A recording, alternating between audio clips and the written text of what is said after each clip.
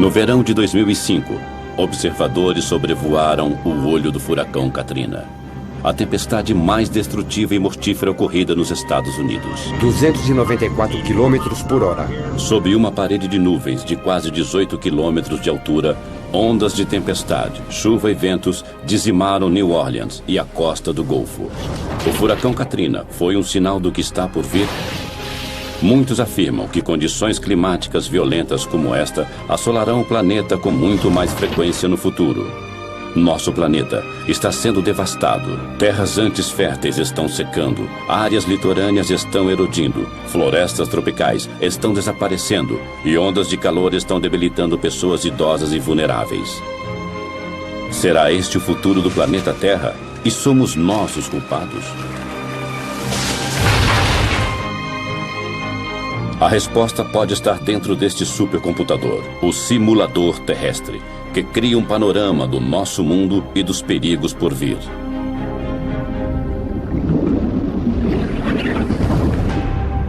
Terra 2100, a Terra em 100 anos. Começa a surgir um mundo onde o aumento das temperaturas cria uma série de problemas. Tempestades violentas, poluição e inundações litorâneas. De acordo com a análise dos cientistas, mais problemas estão por vir. Em 2100, o planeta Terra será um lugar bem diferente, a menos que nós comecemos a proteger nosso futuro.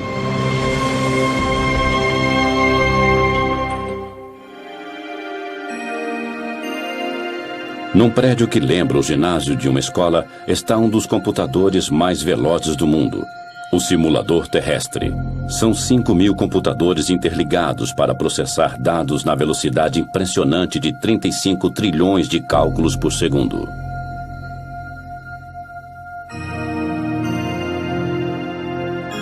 O supercomputador prevê padrões do clima e das condições climáticas.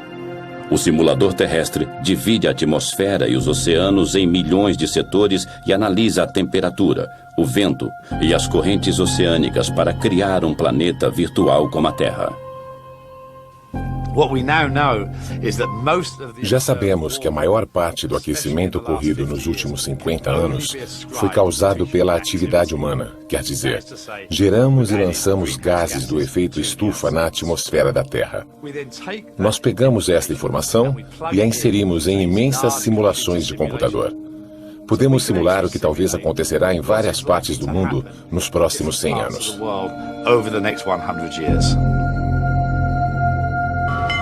O simulador terrestre previu um desastre natural no litoral do Brasil. Isso demonstrou o poder do supercomputador.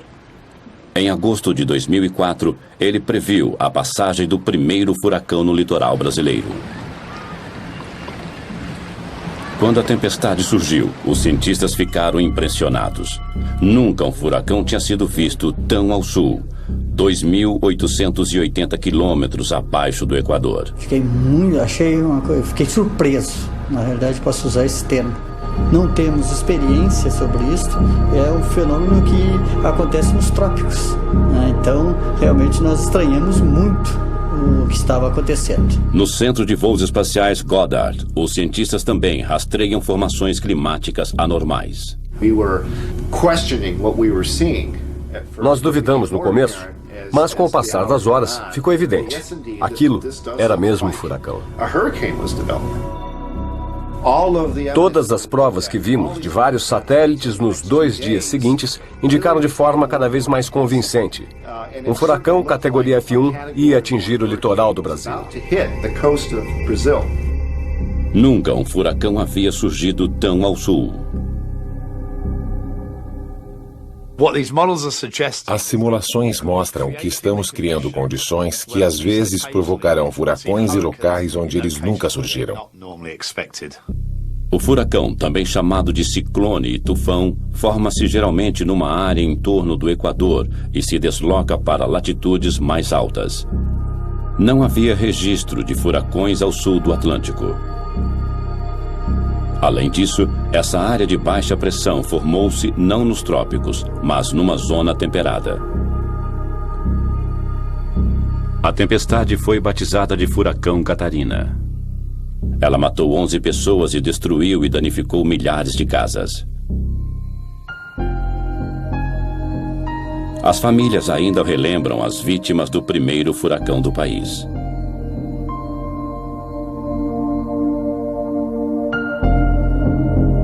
Nas décadas que virão, o simulador terrestre prevê um aumento mundial de tempestades violentas e furacões de categoria F5.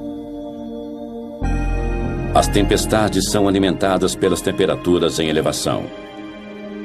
Na medida em que a superfície do mar esquenta, a evaporação aumenta e produz vapor d'água que alimenta a tempestade. Quanto mais umidade, maior a tempestade. Estes computadores imensos simulam a intensidade dessas tempestades violentas que surgirão com muito mais frequência. Uma simulação de computador mostra 2 tufões seguindo para o Japão em 2096. Parece que os 2 atingirão o litoral japonês, mas no último instante um deles desvia para o norte. O outro se choca contra a ilha de Shikoku com o mesmo impacto do furacão Katrina. A tempestade traria quantidades imensas de chuva, 60 centímetros em 48 horas. Uma combinação de ondas de tempestade e o transbordamento de rios inundariam as ruas da cidade e áreas vizinhas. Com ventos de 288 km por hora, as lojas e casas de Shikoku seriam dizimadas. Árvores imensas seriam arrancadas do chão durante o ataque impiedoso do tufão. Ninguém sairia ileso do bombardeio do tufão de categoria 5.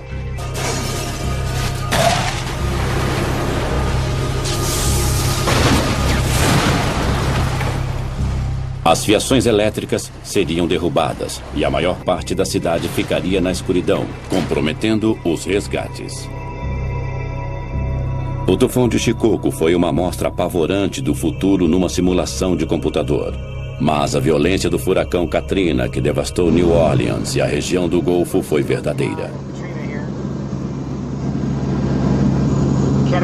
Um furacão F5, ventos de 294 km por hora. Sob nuvens de tempestade, ventos violentos golpearam o Golfo do México, enquanto Katrina lançava ondas gigantes no litoral.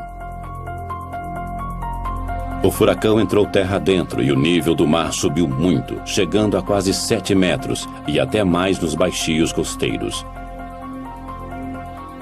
Na costa, as ondas imensas eram incontroláveis.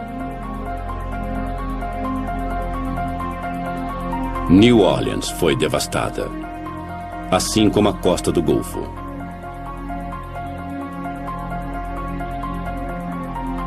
O furacão Katrina lançou uma trilha de destruição até onde os olhos podiam alcançar. Foi o pior desastre natural da história dos Estados Unidos. O Katrina deixou para trás milhares de sonhos destruídos.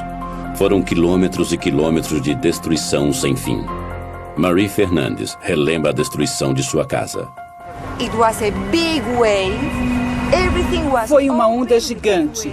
Tudo foi destruído por aquela onda. Janelas, portas, tudo. Ela rugia como um monstro. Tinha água por toda parte e tudo começou a boiar.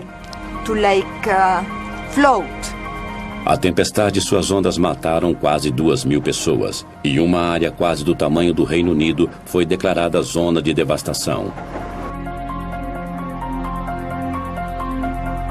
Para crianças e adultos, foi um teste de fé. Temos que começar de novo. É difícil, mas pelo menos acabou. A destruição foi mais grave em Biloxi, Mississippi. Os destroços retorcidos são testemunhas do poder devastador do Katrina. Fotos aéreas de uma ponte mostram o antes e o depois do furacão. As ondas destruíram casas a quase 2 quilômetros de distância da costa. Quando voltou ao local, Beth Matter ficou desolada.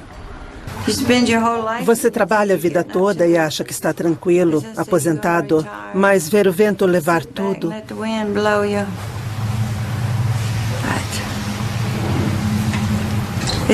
É muito difícil aceitar isso.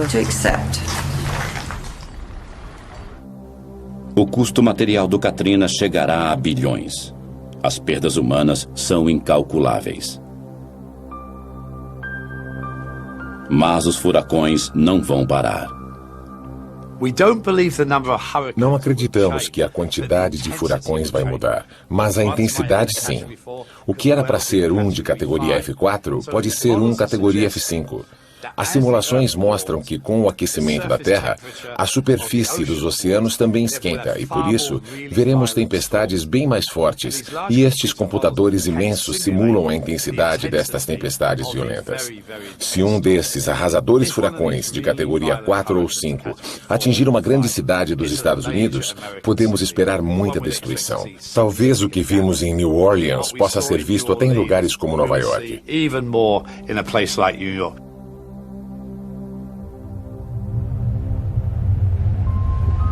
Autoridades federais e municipais analisam o poder de destruição de um furacão de categoria 5 e a tempestade que o acompanharia se chegassem a Nova York.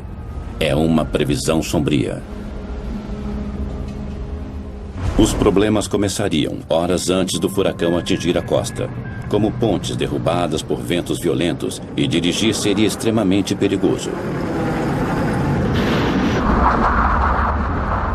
Os arranha-céus de Nova York ficariam vulneráveis com ventos de mais de 200 km por hora. No solo não seria mais seguro, pois a inundação impediria os moradores de fugir de carro ou metrô. Ondas de tempestade de 9 metros assolariam a cidade e invadiriam as ruas do centro e o sistema de túneis do metrô de Nova York.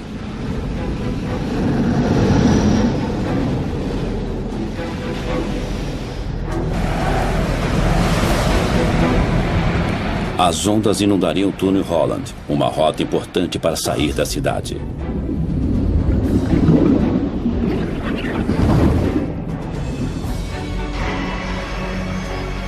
Os aeroportos seriam fechados e Wall Street também. Nova York poderia ficar isolada do mundo e seus sistemas econômicos e financeiros ficariam paralisados. É o cenário de um pesadelo e os estragos seriam sentidos em todo o mundo. As autoridades governamentais esperam contar com o espírito corajoso dos nova-iorquinos. Depois de 11 de setembro, havia muita gente disposta a ajudar a cidade numa hora difícil. Talvez aconteça o mesmo com a passagem de um furacão. Faz quase 70 anos que Nova York foi atingida por um furacão. As previsões são de tempestades ainda mais violentas.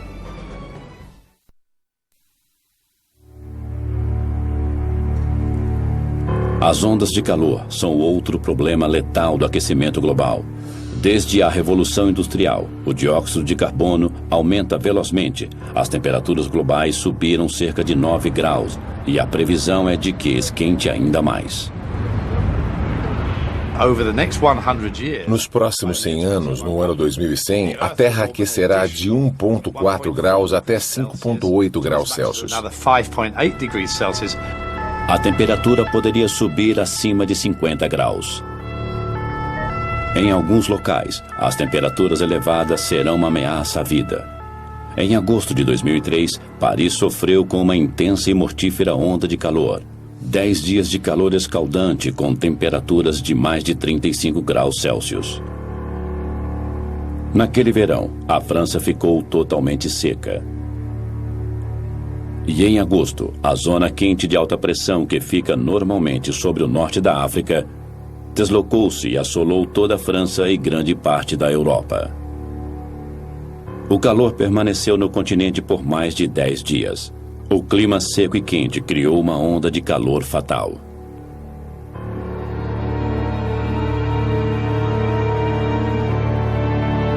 Os serviços de emergência ficaram sobrecarregados e não conseguiam atender o aumento repentino de pacientes idosos e desidratados. Muitos sofreram convulsões e entraram em coma.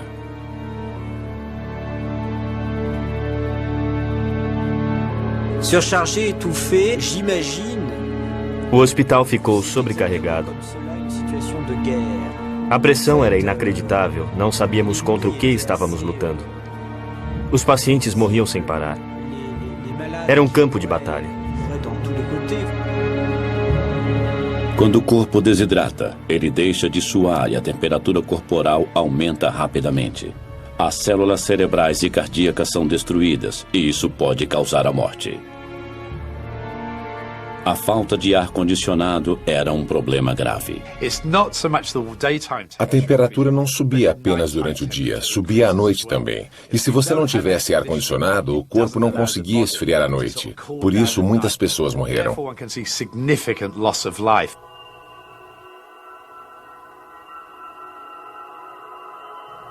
O calor matou mais de 10 mil pessoas só na França. Na Europa, as mortes foram mais de 30 mil.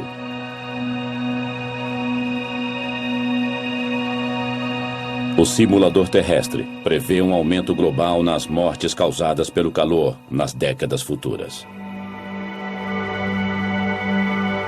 As zonas vermelhas mostram as áreas de maior risco.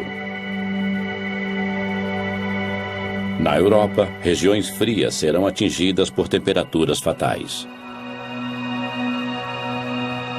A previsão mostra que temperaturas mortíferas podem também atingir China, Japão e o resto do leste da Ásia. O Dr. Larry Kalkstein, da Universidade de Delaware, usa as informações do supercomputador para calcular mudanças futuras nas mortes urbanas devido a ondas de calor. Em Tóquio, as mortes podem aumentar 2,5 vezes em 50 anos. Após 100 anos, as mortes poderão aumentar 11 vezes. Em Londres, esse aumento chegará a 47 vezes em 2100 e em Nova York haverá 43 vezes mais mortes causadas pelo calor no mesmo período. Os cálculos das 6 maiores cidades do mundo mostram um grande aumento nas mortes causadas por altas temperaturas nos próximos 100 anos. Os resultados foram mais devastadores nas cidades ao norte, regiões frias atualmente. Perto da linha do Equador, poucos morreriam pelo calor, porque o calor é o mesmo todo dia. É quente, mas é igual. Mas Tóquio, Nova York, Toronto e Paris são locais mais vulneráveis, porque num dia pode fazer 35 graus e no outro pode fazer 20 graus. As pessoas não estão acostumadas, a estrutura urbana não está preparada. As casas não são adaptadas para isso.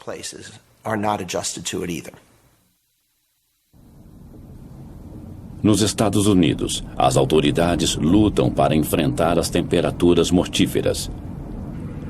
Na costa leste, a Filadélfia foi assolada pelo calor em 2005.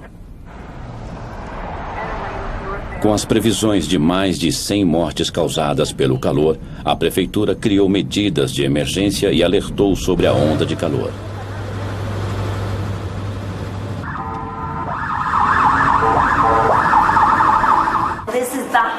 É o dia mais quente do ano que, com a alta umidade, produzem uma combinação perigosa. Eu sou Lori. A televisão e o rádio alertavam sobre as altas temperaturas. 36 graus, o dia mais quente do ano. O Departamento de Saúde Pública da Filadélfia criou uma linha exclusiva para orientar as pessoas a sobreviverem ao calor. É pagar a conta ou comprar um ar-condicionado. As janelas estão abertas? Não tem nenhuma janela aberta? Beba muita água. Se tiver algum problema, ligue de novo. Mandaremos uma enfermeira. 700 voluntários do Departamento de Saúde patrulharam a cidade. Eles visitavam cidadãos idosos e outros em risco para checar seu estado. Está quente, mas eu estou bem. Olá, como você está? Estou passando roupa. O ar-condicionado está ligado? Está. Ótimo. Eu vim saber se você está bem. Falo com você depois. O esforço valeu a pena. 12 pessoas morreram, embora as autoridades tivessem previsto mais de 100 mortes. Os esforços da cidade de Filadélfia salvaram vidas. Mas as grandes cidades não são as únicas a enfrentar o calor devastador. As temperaturas elevadas destroem plantações, pastos e florestas tropicais. As mudanças climáticas estão afetando a vida e o plantio em muitas partes do mundo. Uma viagem até a China mostra como as mudanças climáticas estão afetando regiões da Ásia. Esta área era uma planície verde, mas o superpastoreio está transformando a paisagem num deserto e os cientistas estão alarmados porque o aquecimento global está acelerando o processo.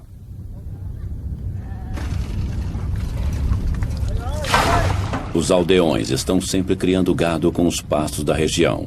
Agora os pastos estão morrendo e o deserto está aumentando. Tem uma casa soterrada aqui. Aqui era um cercado de ovelhas. Esse estilo de vida está mais ameaçado a cada ano com o avanço dos desertos, que soterram casas e localidades essenciais para eles. Só levou 7, 8 anos para ficar assim. Essa parede está bloqueando a areia. Não posso usar o lugar, mas não posso demoli-lo. A combinação do mau uso da terra e de um mundo cada vez mais seco e quente são um desastre para os moradores daqui. As perdas aumentam. A terra fica mais árida, fica infértil. As pessoas saem do campo para as cidades que já estão com problemas de superpopulação. Não são só os pastos que estão morrendo. Do outro lado do mundo, as florestas tropicais brasileiras estão desaparecendo. A água e a vegetação interagem para formar o ecossistema rico da floresta amazônica. Atravessando a floresta está o maior rio do mundo em volume de água, o Rio Amazonas.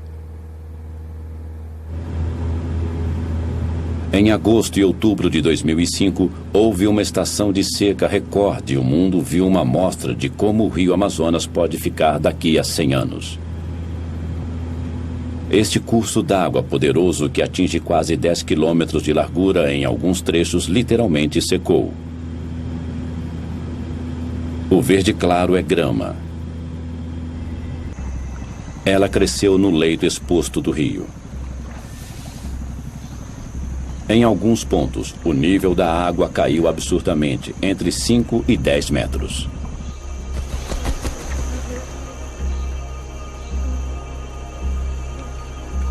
Os peixes mortos flutuavam. Quando o nível da água desceu, a água restante não continha oxigênio suficiente para manter os peixes vivos. Eles se tornaram um alimento fácil para os carniceiros. 48 anos que eu tenho aqui, nesse local, morando aqui, e nunca tinha visto uma seca dessa que nem aconteceu esse ano, né? Porque ainda está morrendo lá dentro, mas não estamos mais pegando, devido à água estar poluída já pela mortalidade que morreu, né? A seca rigorosa foi atribuída às estranhas temperaturas quentes na superfície do Oceano Atlântico.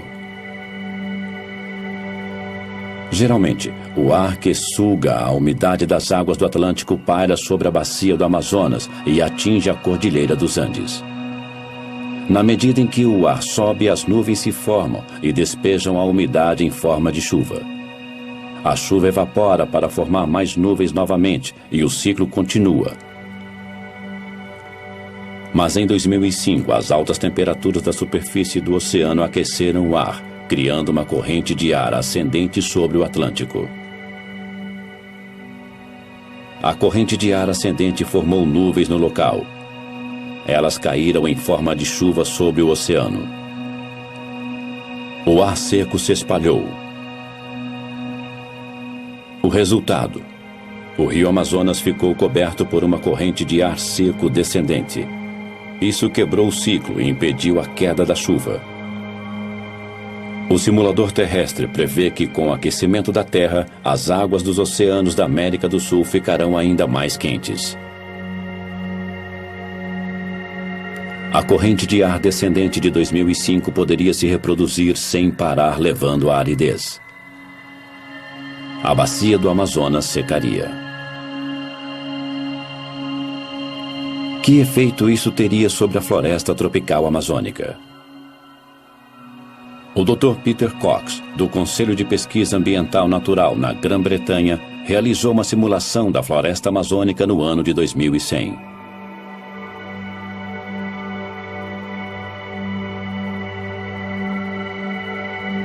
O resultado foi chocante. A simulação mostra as mudanças nas florestas, numa área que inclui a floresta tropical amazônica.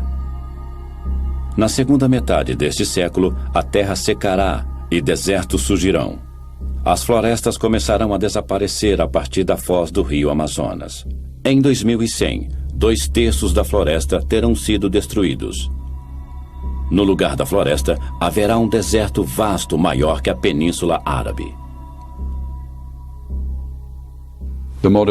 A simulação não inclui desflorestamento feito por humanos. É um desflorestamento indireto causado pelo aquecimento global e mostra que o efeito estufa é uma ameaça tão grave quanto o desflorestamento direto.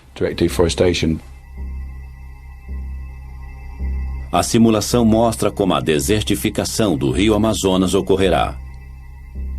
Haverá pouquíssima chuva, por isso as plantas não terão água suficiente.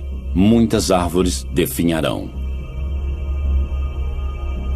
Depois que uma área secar, isso acelerará o efeito em outras áreas. Um matagal de savana vai surgir. Depois ele se tornará grama. Na medida em que o clima secar, nem a grama resistirá. Em 2100, o poderoso rio Amazonas estará ressequido e se tornará uma extensão do deserto.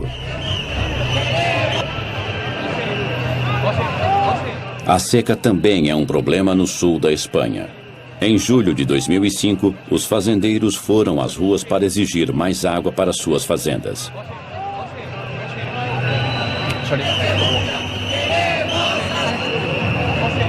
A queda de chuva em 2005 na Espanha diminuiu 50% e a capital, Madrid, teve sua menor queda de chuva em 145 anos.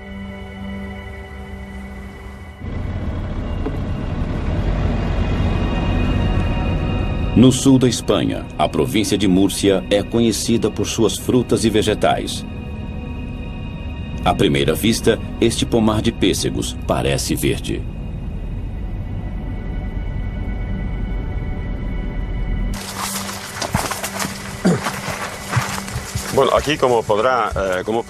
Olhe o pessegueiro.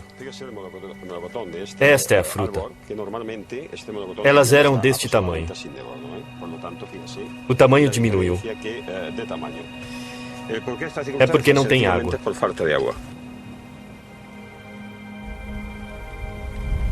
E não são só as frutas. A mesma seca histórica também foi um golpe duro para a produção de grãos.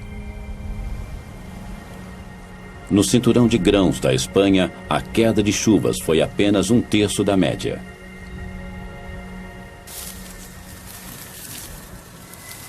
A família de Tomás Lourenço tem plantado há gerações. E o trigo sempre foi um alimento importante nos 90 hectares da fazenda. Lourenço conhece os sinais de uma boa plantação. Normalmente, pode 90 centímetros, 1,20 m. Tem 1 metro. Geralmente é desta altura.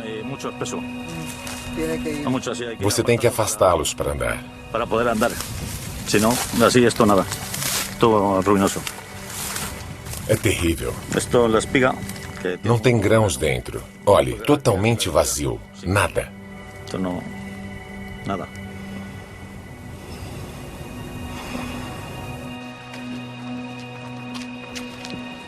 Este é o celeiro de Lourenço. Antes ele ficava cheio de grãos até o teto. Este ano, a colheita foi menos de 5% do padrão normal. As perdas chegaram a $70 mil. Se a seca continuar, está acabado para os fazendeiros. Não podemos suportar isso. Não poderíamos suportá-lo.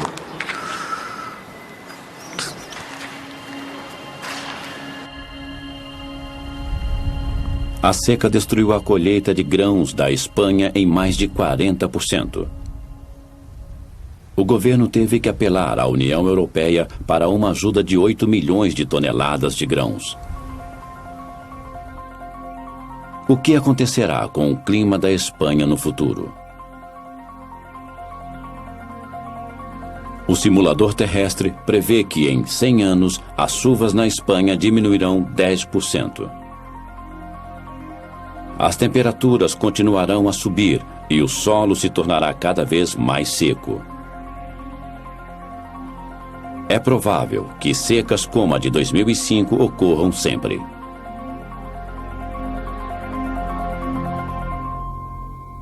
A falta de água tem sacrificado a produção agrícola em todo o mundo.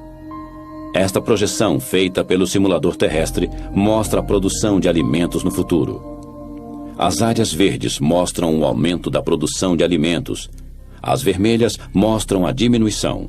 No norte frio, um pequeno aumento de temperatura pode aumentar a produção, mas na maioria dos países tropicais e subtropicais, o clima mais quente significa menos alimento. O Mediterrâneo, a África e o sudeste da Ásia padecerão seriamente. Mas a maior perda de colheitas será nos Estados Unidos e na América Central. Em alguns locais, a produção cairá para menos da metade. No mundo, 54 milhões de pessoas entrarão para a lista de famintos.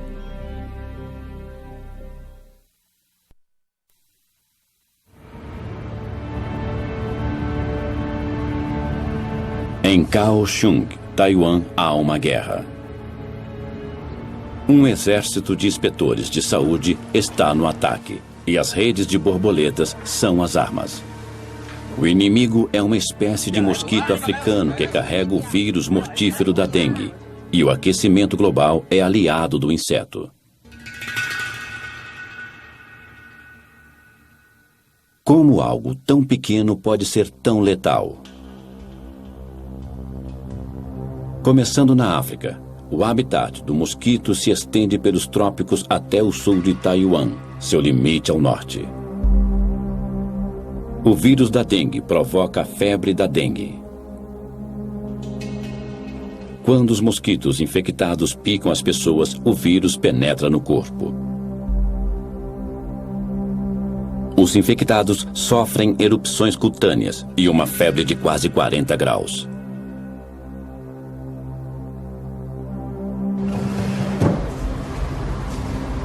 Yao Shaochen, morador de Kaohsiung, perdeu a esposa com a febre da dengue em 2002.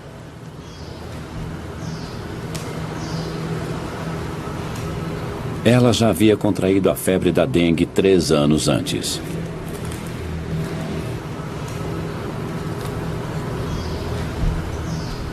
E morreu ao contrair a doença pela segunda vez. A minha mulher teve a febre antes, mas não foi grave. Nunca pensei que ela morreria na segunda vez. O vírus da dengue chega a Taiwan vindo dos mares todo ano. Mas quando a temperatura cai abaixo de 20 graus, o mosquito que carrega o vírus e todas suas larvas morrem. No inverno, o mosquito é exterminado. Mas agora, os hóspedes indesejáveis estão ficando por mais tempo.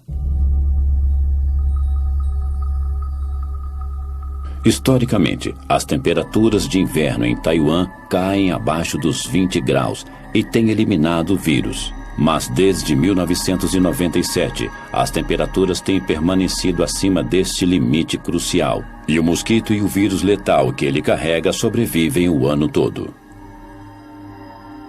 As larvas do mosquito que carrega o vírus da dengue conseguiram sobreviver ao inverno de 2001 e 2002, causando uma epidemia.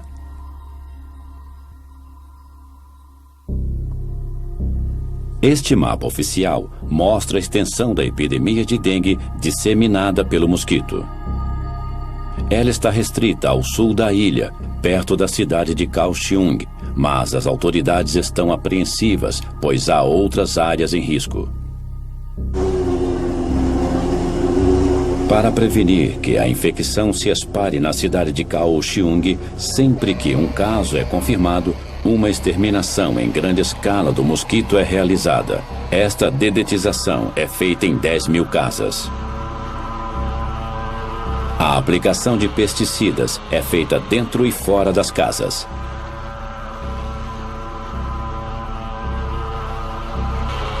A dedetização é um trabalho difícil, mas ela tem evitado a repetição da epidemia de 2002. Mas as autoridades de Taiwan temem que a febre da dengue possa um dia se espalhar por toda a ilha de Taiwan.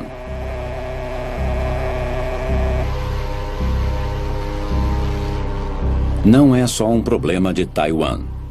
O aquecimento global está criando novos locais de reprodução deste vírus.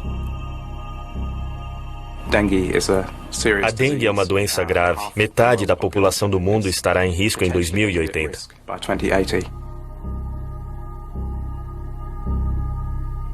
Se o clima continuar esquentando, veremos mosquitos transmissores de doenças em nosso quintal?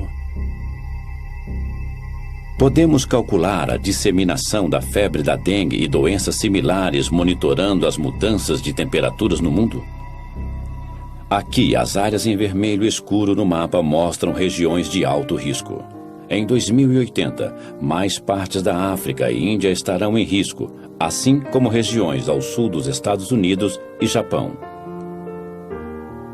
Hoje, 2,5 bilhões de pessoas vivem em áreas de risco. Em 2080, o número ultrapassará os 5 bilhões.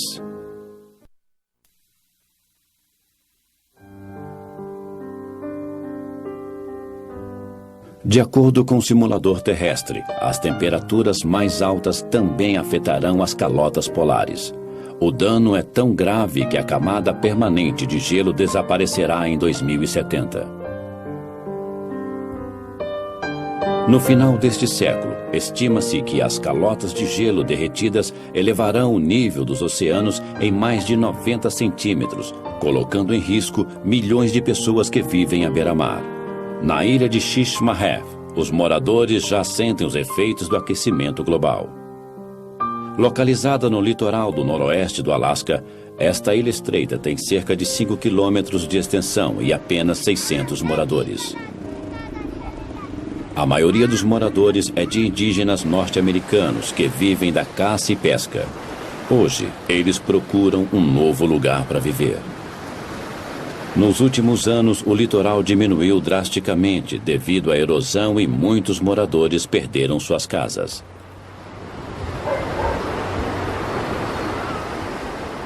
Tony Weiwana é membro de um comitê que estuda o problema de realojamento dos moradores da ilha. Nos últimos 9 anos, ele tem acompanhado os danos da erosão litorânea.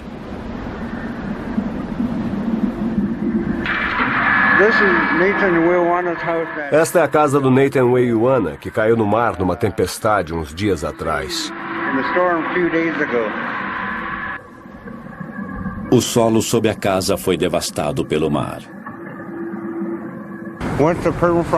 Depois que o solo congelado é exposto às ondas, a água o vai destruindo e alguns dias depois o solo derrete e a casa desaba. Uma fotografia aérea de 1995 mostra a localização da casa em vermelho antes de ser destruída.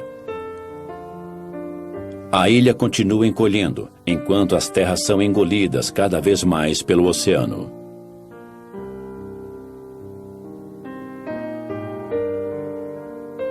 Em apenas uma década, o litoral recuou em quase 60 metros. Tony tem filmado a erosão. Em alguns locais, pedaços de terra de 38 metros ilha dentro desapareceram da noite para o dia. A erosão é veloz porque grande parte do solo da ilha é solo congelado perene, o permafrost. Quando fica exposto, ele derrete imediatamente. Uma causa da erosão é o derretimento das calotas de gelo polares. No passado, quando o mar entrava em ressaca em outubro, o litoral já estava coberto de gelo, que atuava como proteção contra a água e a erosão. Quando há tempestades e não há gelo, é um perigo para os moradores, porque a água se choca direto contra a costa e começa a arrastar a areia.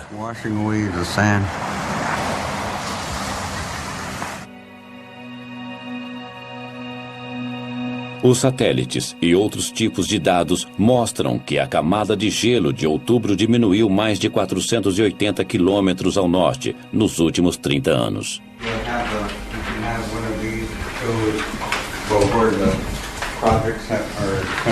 Os moradores da ilha de Shishmaref têm analisado o problema da erosão inúmeras vezes.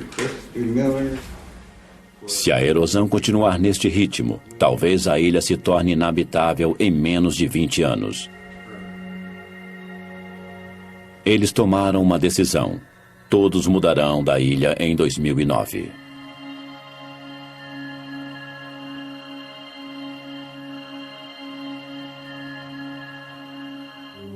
Eles não querem conflito com outras comunidades. Querem evitar isso a todo custo, mudando para outra cidade. Nunca os moradores tiveram que enfrentar uma provação dessas.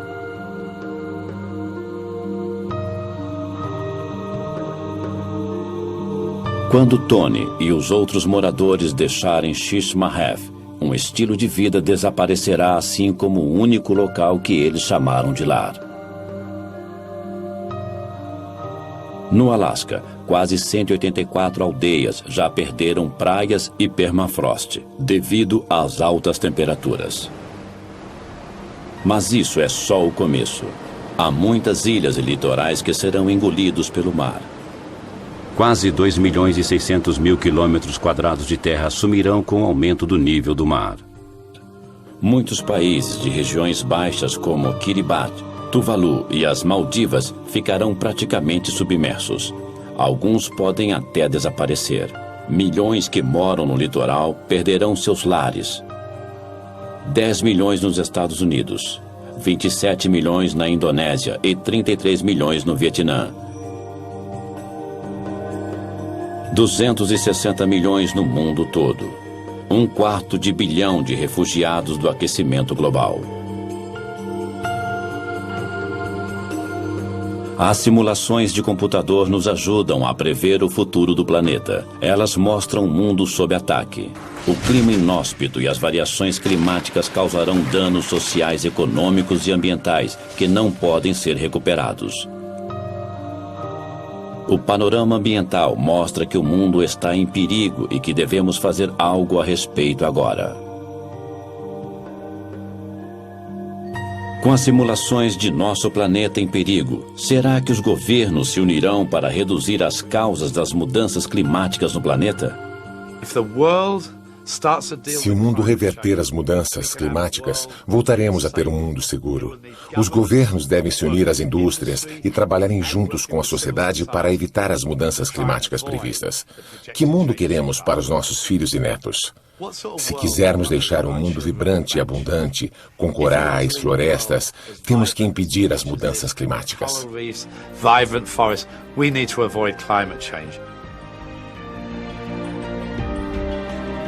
A raça humana tem a sabedoria para salvar o mundo?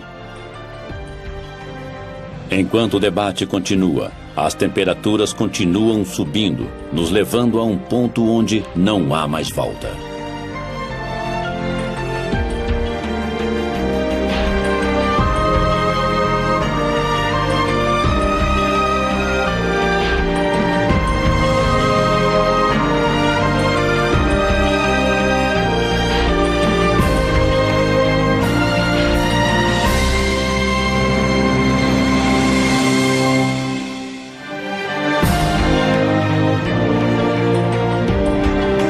Versão brasileira, Tempo Filmes, São Paulo.